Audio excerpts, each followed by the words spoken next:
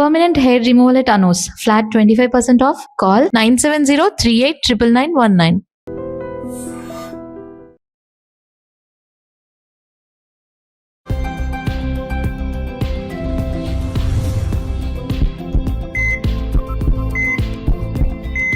నమస్తే, welcome to healthy conversations with I dream media. నేను మీ Jhansi. So ఈ రోజు మనతో ఉన్నారు డాక్టర్ దిలీప్ కుమార్ గారు, ఎక్స్పర్ట్ ఇన్ ఆయుర్వేద, ఆక్యుపెంచర్, అలాగే న్యాచురల్ సైన్సెస్, అలాగే నాడీ వైద్యాన్ని కూడా ముందుకు తీసుకెళ్తున్నారు.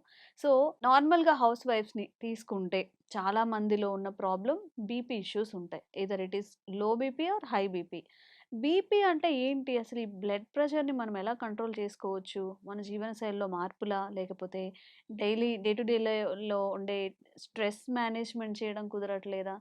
చాలా మందికి మన నార్మల్గా ఇంట్లో హౌస్ వైఫ్స్ అంటే బీపీ అనేది చాలా చాలా నార్మల్ థింగ్ అనమాట. అది దాని గురించి ఈరోజు మాట్లాడదాము. అసలు రావడానికి కారణాలు ఏముంటాయో తెలిస్తే దాన్ని మనం అవాయిడ్ చేసుకోగలం, కాబట్టి క్లుప్తంగా తెలుసుకునే ప్రయత్నం చేద్దాం. నమస్తే సార్. నమస్తే. బీపీ అన్నప్పుడు చాలా మందికి ఏంటంటే ఏం లేదు, బీపీకి ఒక టాబ్లెట్ వేసుకుంటున్నానని నార్మల్ వేలో చెప్తూ ఉంటారు ఆ! కదా. సో అసలు ఎందుకు బ్లడ్ ప్రెషర్లో ఫ్లక్చువేషన్స్ కానీ ఆ మార్పులు ఎందుకు జరుగుతూ ఉంటాయి? దీన్ని మనం ఎలా సెట్ చేసుకోవచ్చు? చూడండి, బీపీ అని చాలా సింపుల్ గాని చాలా భయపడతారు చాలామంది. ఉమ్, ఉమ్, అంటే దానికి ఇంకా పరిష్కారం లేదని అనుకుంటారు. ఉమ్, కానీ ఇప్పటికీ ఉమ్, చాలా క్లియర్ కట్‌గా బీపీ అంటే blood pressure. Um, okay. Blood pressure. Um, heart యొక్క పనేంటి?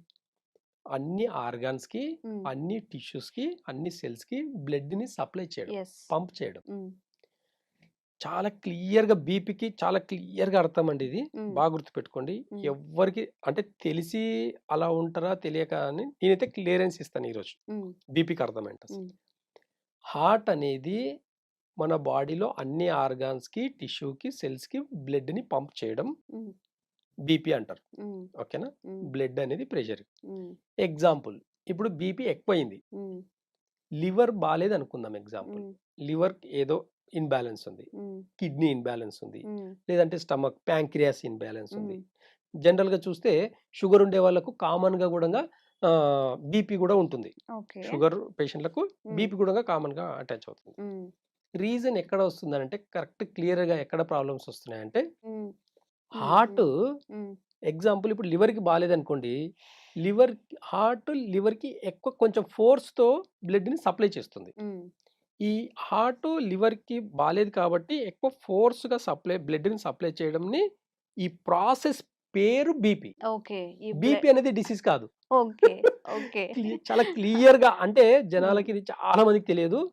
బీపీ అంటే డిసీజ్ అనుకుంటారు గానీ, బీపీ అంటే డిసీజ్ కాదు. హ్మ్. ప్రాసెస్ పేరు. ఓకే. ఏంటి? హ్మ్. ఇంటర్నల్‌లో ఎక్కడో ఏదో ఒక ఆర్గాన్‌కి సరిగా పనిచేయకపోవడం వల్ల హ్మ్. హార్ట్ ఆ ఆర్గాన్‌కి బ్లడ్‌ని సప్లై కొంచెం ఫోర్స్‌గా చేస్తుంది. హ్మ్. బాలేదు కాబట్టి కొంచెం ఫోర్స్‌గా చేస్తుంది. దాన్ని హై బీపీ అంటామా?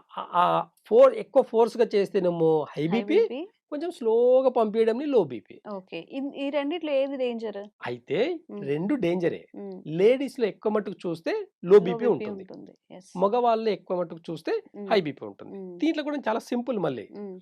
అంటే మోస్ట్‌లీ లేడీస్ హైపర్ ఉండరు. హ్మ్. కాబట్టి లో బీపీస్ ఎక్కువుంటాయి. ఓకే. ఈ లాజిక్ కూడా చాలా మందికి తెలియదు. హ్మ్. జెంట్స్ చూడండి చాలా హ్మ్. హైపర్ యాక్టివిటీస్‌లో యెస్. ఉంటారనమాట. యెస్. కాబట్టి హ్మ్. ఒక ఏజ్ వస్తే రెస్పాన్సిబిలిటీగా పరిగెత్తి, పరిగెత్తి పని చేయాల్సిన రోజులుంటాయి. హ్మ్. కాబట్టి వీళ్ళు హైపర్ యాక్టివ్. హ్మ్. దీన్ని హై బీపీ ఎక్కువ ఫోర్స్‌గా చేస్తుంది కాబట్టి హై బీపీ. హ్మ్. హ్మ్. సింపుల్‌గా అన్నమాట. ఓకే. కాబట్టి మోస్ట్‌లీ 99% బీపీ అనేది హ్మ్. లివర్ బాలేకపోతే వచ్చే డిసీజ్. హ్మ్. హ్మ్. అందుకే ఈరోజు 100 మందిలో 90 మందికి కామన్‌గా బీపీ వస్తుంది. ఓకే. ఓకే. అది లో అయినా ప్రాబ్లమే, హై అయినా అయినా ప్రాబ్లమే. ప్రాబ్లమే. యాహ్! లో అయినా ఆర్గాన్స్‌కి సరిగ్గా హ్మ్. బ్లడ్ సప్లై దొరకకపోవడం వల్ల గూడంగా హ్మ్. ప్రాబ్లమ్స్ వస్తాయి. హ్మ్. ఎక్కువ బ్లడ్ ప్రెషర్ ఎక్కువైపోయి అంటే బ్లడ్ ఒక ఆర్గాన్‌కి ఎక్కువైపోతే గూడంగా హ్మ్. ప్రాబ్లమ్స్ వస్తాయి. వస్తుంది. మరి ఎందుకు ఇట్లా లో పంపింగ్, హై పంపింగ్ అనేది ఎందుకు జరుగుతుంది? అయితే ఇప్పుడు దీంట్లో చూడండి. హ్మ్. ఇప్పుడు లివర్ కంప్లీట్‌గా బాలేదు. హ్మ్. దాంతో పాటు వాళ్ళు ఫుడ్‌లో 2 ప్రధానమైన ఫుడ్ తీసుకోవడం వల్ల హ్మ్. ఒకటి పులుపు, హ్మ్. 2 మసాలా. హ్మ్. ఈ 2 తినడం వల్ల లివర్ అనేది ఇంకా ఇరిటేట్ అయిపోతది. హుహు. లివర్ అనేది ఇంకా ఇరిటేట్ అయిపోతది. ఓకే.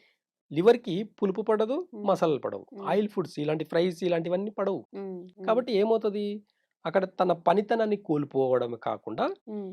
తను చేయాల్సిన డిటాక్ అంతా కూడా అవ్వకపోవడం వల్ల లివర్ అనేది సరిగ్గా పనిచేయదు. అప్పుడు ఓకే. హార్ట్ ఏం చేస్తుంది ఇమ్మీడియేట్‌లీ కొంచెం బ్లడ్‌ని ఎక్కువ ఫోర్స్‌గా పనిచేస్తుంది. హ్మ్. ఆ హ్మ్. ఫోర్స్‌గా పంప్ చేయడం వల్ల కొంతవరకు పనిచేయడం మొదలుపెడుతుంది. హ్మ్. హ్మ్. అంటే డీటాక్స్ అనేది కొంచెం ఒక 90% డీటాక్స్ చేయాల్సింది హ్మ్. 50% చేస్తుంది. హ్మ్. అలా చేయడం వల్ల ఏమవుతుంది అనంటే లివర్‌కి కొంచెం ఫోర్స్‌గా బ్లడ్‌ని పంపించే ప్రాసెస్‌ని మనం బీపీ అనుకుంటున్నాం. ఓకే. ఇక్కడ కాబట్టి లివర్ అనేది కొంతవరకు పనిచేయడం వల్ల కొంతవరకు డైజెషన్ సిస్టమ్ బాగయిందే కాకుండా హ్మ్. అక్కడ ఉన్న కొలెస్ట్రాల్ గానివ్వండి ఇవన్నీ కూడా ఫార్మ్ అవ్వకుండా ఉంటాయి. ఓకే. 99% కొలెస్ట్రాల్ రావడానికి హ్మ్. ఈ లివర్ వల్లనే కొలెస్ట్రాల్ ఫార్మ్ అవుతాయి. హుహు. ఫ్యాట్ డిపాజిట్ అంటే బాడీలోనే కాకుండా ఈ మజిల్‌లో కాకుండా హ్మ్. నర్వస్ సిస్టమ్‌లో గూడంగా ఫ్యాట్ డిపాజిట్ అయ్యి కొలెస్ట్రాల్ ఏర్పడడం వల్ల హ్మ్. బీపీ అనేది ఇంకా ఎక్కువగా కనిపిస్తుంది చాలా ఓకే. మందిలో. హ్మ్.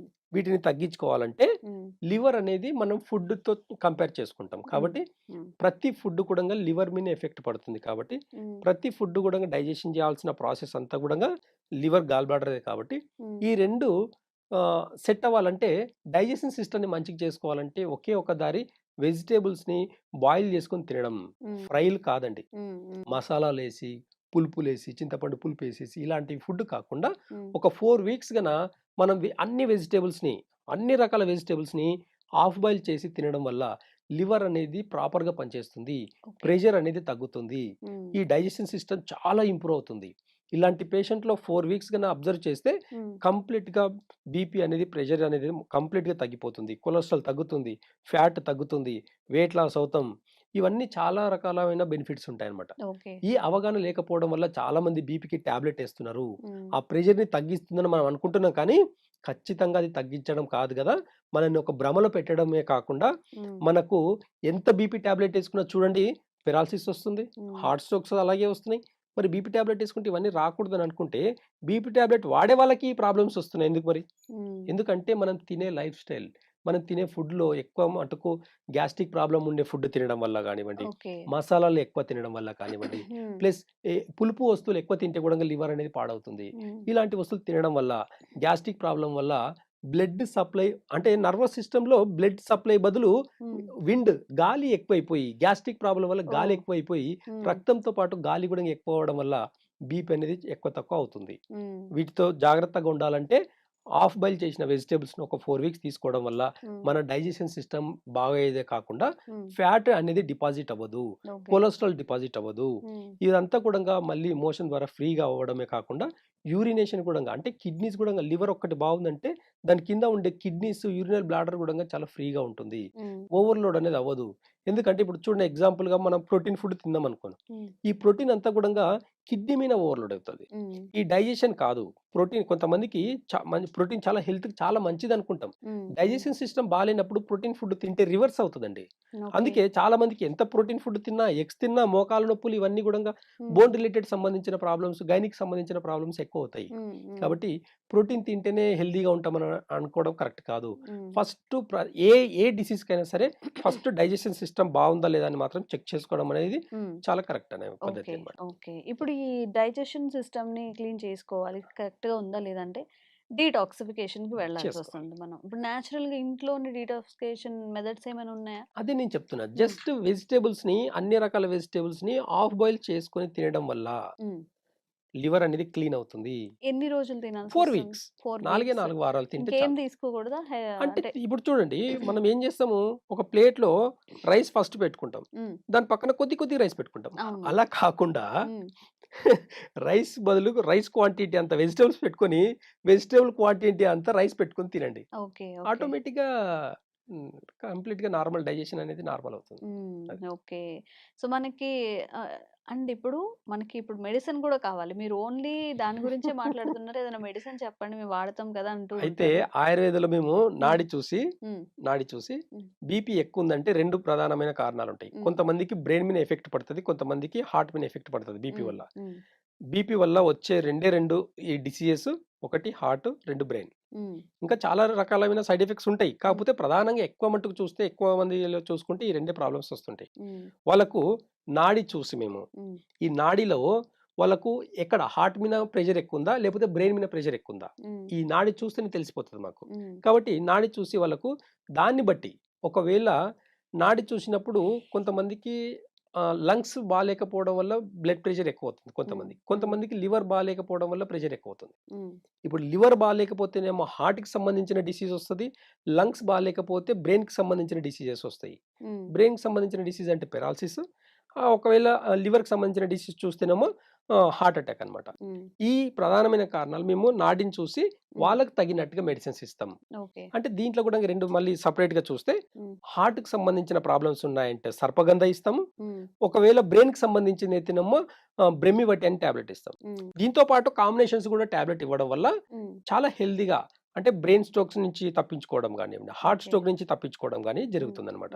కాబట్టి కొన్ని అంటే నాడి చూసినప్పుడే మేము కాంబినేషన్ మెడిసిన్స్ ఇవ్వడం వల్ల చాలా ఎఫెక్టివ్‌గా ఉంటుంది. కానీ జనరల్‌గా ఇచ్చే మెడిసిన్స్‌లో మాత్రం ఒకటి హార్ట్‌కేమో సర్పగంధ ఇస్తాము. బ్రెయిన్‌కొచ్చేసి మాత్రం బ్రెమివటి అని చెప్పేసి టాబ్లెట్ ఇస్తాం. ఈ ఓకే. రెండిటి వాడడం వల్ల గూడా ప్రెషర్‌ని తగ్గించుకోవచ్చు. ఓకే. అండ్ ఏ వీడియో చూసి కూడా సొంత వైద్యాలు చేయొద్దు అండి. ఎవ్వరి బాడీ టైప్‌కి సంబంధించిన మెడికేషన్ వాళ్ళకుంటుంది. ఇప్పుడు ఓన్లీ బీపీ కాదు, వాళ్ళకి షుగర్ ఉండొచ్చు, వేరే డిసీజెస్ ఉండొచ్చు, పీరియడ్ ప్రాబ్లమ్ ఉండొచ్చు.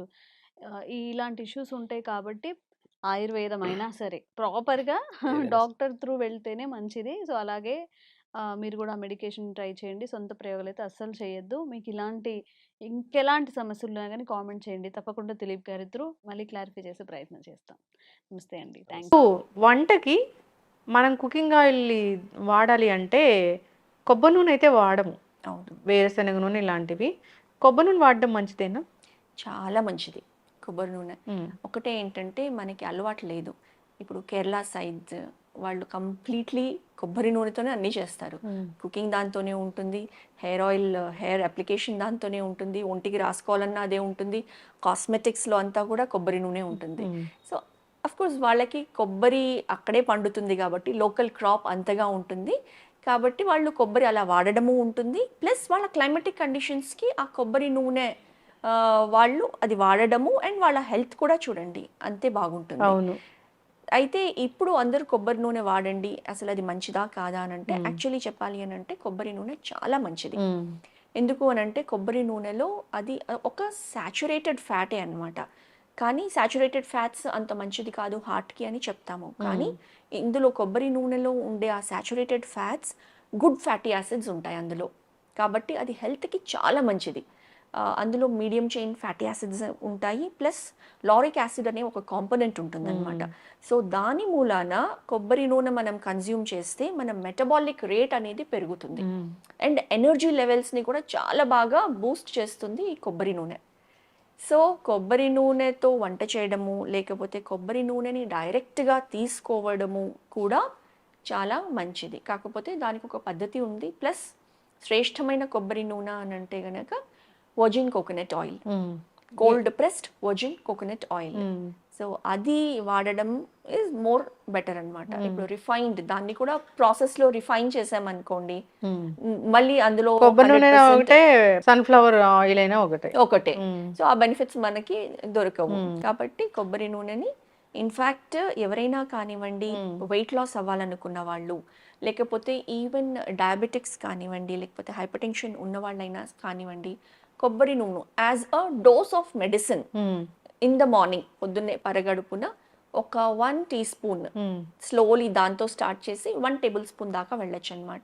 ఈ వర్జిన్ కోకోనట్ ఆయిల్ని డైరెక్ట్గా కన్జ్యూమ్ చేసుకుంటే చాలా బాగా ఫ్యాట్ మెటబాలిజంకి హెల్ప్ అవుతుంది.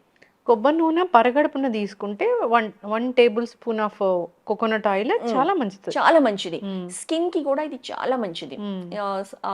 గ్లాస్ స్కిన్ గ్లో ఏదైతే వస్తుందో రెగ్యులర్ గా కొబ్బరి నూనె తీసుకుంటే అంత బెనిఫిషియల్ గా ఉంటుంది మన స్కిన్ గ్లోకి కూడా అన్నమాట. అంటే ఎవరైనా తీసుకోవచ్చా తీసుకోకూడదు అంటే కొబ్బరి నూనె శ్రేష్టమైంది, తల్లి పాలతో సమానం అని చెప్తూ ఉంటారు, అన్ని లాభాలు ఉన్నాయని. అంటే ఎవరైనా తీసుకోవాలి తీసుకోకూడదు అట్లా ఏమైనా ఉంటుందా, కేటగరైజ్ చేయాలా దాంట్లో? ఎవరికైతే గనక ఈ లిపిడ్ ప్రొఫైల్ టెస్ట్ చేసుకున్న వాళ్ళు, ట్రైగ్లిసరైడ్స్ లెవెల్స్ ఎక్కువ ఉన్న వాళ్ళు, తర్వాత VLDL లిపిడ్స్ ఏవైతే ఎక్కువ ఉన్నవాళ్ళు, కొలెస్ట్రాల్ ఎక్కువ ఉన్నవాళ్ళు, బార్డర్ లైన్ కంటే ఎక్కువ ఉన్నవాళ్ళు, ఇలాంటి వాళ్ళకి అవాయిడ్ చేయమని చెప్తాము. Or take in very moderation అనమాట.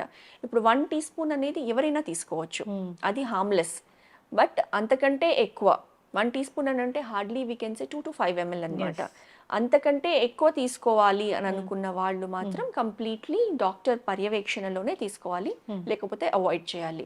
సో కార్డియోవాస్కులర్ ఇష్యూస్ ఉన్న వాళ్ళు, హైపర్ కొలెస్ట్రీమియా, హైపర్ లిపిడీమియా ఉన్న వాళ్ళు మాత్రం we would say take in moderation అనమాట. బీపీ ఉన్న వాళ్ళు తీసుకోవచ్చు, బీపీ ఉన్న వాళ్ళు తీసుకోవచ్చు, డయాబెటీస్ ఉన్న వాళ్ళు తీసుకోవచ్చు, వాళ్ళు కూడా తీసుకోవచ్చు. జస్ట్ ఒక 1 teaspoon of coconut oil. Weight loss అవ్వాలనుకున్న వాళ్ళు ఖచ్చితంగా తీసుకోవచ్చు. అంటే ఇంకా వేరే ఏం కాంబినేషన్ ఆఫ్ మెడికల్ ఇష్యూస్ ఉన్నాయి అనేది చూసుకొని ఖచ్చితంగా they can also take. In fact ఇంటిలిపాది కూడా ఈ వర్జిన్ కోకోనట్ ఆయిల్లో కుకింగ్ చేసుకుంటే ఇంకా మంచిదన్నమాట.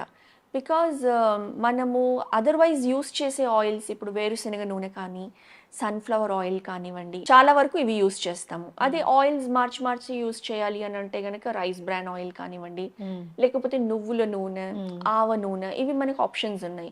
బట్ వీటన్నిటిలో కంటే చూస్తే కనుక coconut oil is more preferable.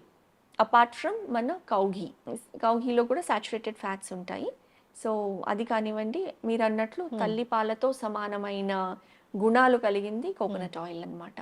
ఇప్పుడు కోకోనట్ ఆయిల్ అయితే మనము నార్మల్ బయట తెచ్చుకున్న రిఫైన్డ్ ఆయిల్స్ లాగా మనం ఫ్రైలు అవి చేసుకోలేము. ఎందుకు అని అంటే కోకోనట్ ఆయిల్లో deep fries, even shallow fries కూడా చేసుకోవడానికి లేదు. సో హెల్దీ కుకింగే ఉంటుంది. హార్డ్లీ మనము తాలింపులకి యూస్ చేసుకునే 1 teaspoon or 1.5 teaspoon oil ఏదైతే యూస్ చేస్తామో అది మాత్రం యూస్ చేసుకొని కుకింగ్ చేసుకుంటే హెల్దీగా ఉంటుంది. ఆయిల్ కన్జంప్షన్ తగ్గుతుంది. ప్లస్ మనకేంటంటే ఆ కోకోనట్ ఆయిల్లో కుకింగ్ టేస్ట్ కానివ్వండి, ఆ అరోమా కానివ్వండి అలవాట్లేదు కాబట్టి న్యాచురలీ మనం ఎక్కువ వాడము. బట్ ఆ హెల్త్ బెనిఫిట్స్ కోసం ఆ కొంచెం వాడుకొని చేసింది, లేకపోతే సాలడ్స్ లో ఈవెన్ మనము టాస్ట్ చేయడానికి కూడా కోకోనట్ ఆయిల్ టాపింగ్ లాగా కూడా వాడతాం, అది వాడుకోవచ్చు. ఆలివ్ ఆయిల్ కూడా వాడతామా? ఆలివ్ ఆయిల్ కూడా సాలడ్ డ్రెస్సింగ్ కి, సాలడ్ టాపింగ్ కి వాడుకోవచ్చు. మెయిన్ థింగ్ ఏంటి అని అంటే, ఎందుకు olive oil are coconut oil మనము జస్ట్ సాలడ్ డ్రెస్సింగ్స్ కి వీటికి వాడుకోవచ్చు, వీటి స్మోకింగ్ పాయింట్ అంటాం అనమాట. అంటే వాటిని హీట్ చేసినప్పుడు కొన్ని ఆయిల్స్ కి హయ్యర్ స్మోకింగ్ పాయింట్ ఉంటుంది, లైక్ వేరుశనగ నూనె. కాబట్టి డీప్ ఫ్రైయింగ్ కి దానికి అవి ప్రిఫర్ చేయొచ్చు. అంటే అది 100 degrees, అది కూడా కోల్డ్ ప్రెషర్ అయితే అంత చేయలేకపోతున్నాము. కాబట్టి naturally cold pressed oils smoking point అనేది తగ్గుతుంది. బికాస్ దే బికమ్ కొంచెం హెల్దియర్ వర్షన్కి వచ్చేస్తాయి. ఈ వీటిని కూడా వేడి చేసినప్పుడు ఇమీడియట్లీ స్మోక్ వస్తుంది. సో అదే ఇండికేషన్ వాటిని మనం డీప్ ఫ్రైయింగ్ కి యూస్ చేయకుండా ఉండడం అనేది. సో జస్ట్ కుకింగ్, అదే లిటిల్ తాలింపుకి ఆర్ జస్ట్ షాలో ఫ్రైకి with little amount of oil అనేది యూస్ చేసుకుంటే హెల్త్ బెనిఫిట్స్ బాగా ఉంటాయి మనకి. ఇప్పుడు ఉదయం లేవగానే ఒక స్పూన్ ఆఫ్ కొబ్బరి నూనె ఈ నిమ్మకాయ రసంతో కలిపి తీసుకుంటూ ఉంటారు, నిమ్మరసంతో కలిపి. అంటే అది ఎందుకంటారు మ్యామ్? అంటే డైరెక్ట్ గా కన్జ్యూమ్ చేయలేని వాళ్ళు ఆ కొంచెం అలవాటు అవడం కోసము నిమ్మకాయ రసము, తేనె, అందులో కోకోనట్ ఆయిల్ వేసుకోవడము, లేదా ఈవెన్ కాఫీలో కూడా వేసుకొని తీసుకుంటున్నారు. బుల్లెట్ కాఫీ లాగా ఐదర్ కోకోనట్ ఆయిల్ యూస్ చేస్తారు లేదా బటర్ వేసుకుంటారు. సో వీటన్నిటితో కూడా ఏంటంటే చాలా పాపులర్ అయింది కీటో డైట్. అందులో ఈ ప్రాక్టీసెస్ అనేది చేస్తూ వచ్చారు.